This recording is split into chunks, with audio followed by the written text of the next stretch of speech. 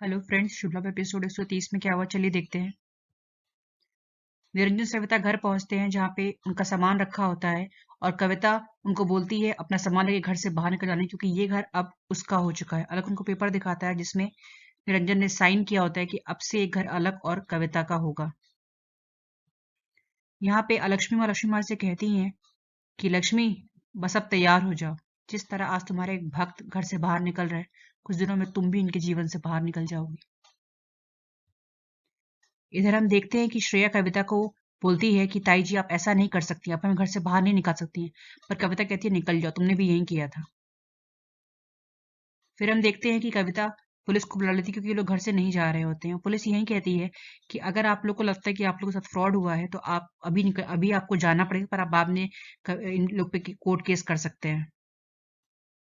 सविता खैर अपनी माँ के पास आती है, लक्ष्मी माँ के पास उनको प्रणाम करती है और कहती है, उनको आखिरी बार नमस्कार करती है।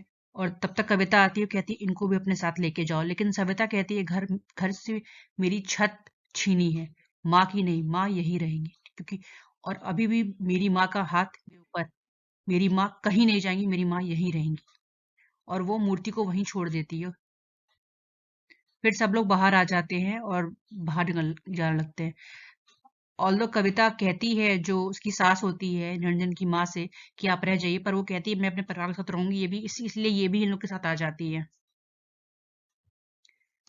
फिर वहां पे जब भी डिस्कशन हो रहा था कि कहाँ रहेंगे तो श्रेया आइडिया देती है कि क्यों ना हम लोग अपनी सुख सागर नमकीन दुकान पे रहे। या दुकान के अंदर आते ही माया को बहुत दिक्कत होने लगती है कि हम कैसे रहेंगे क्या।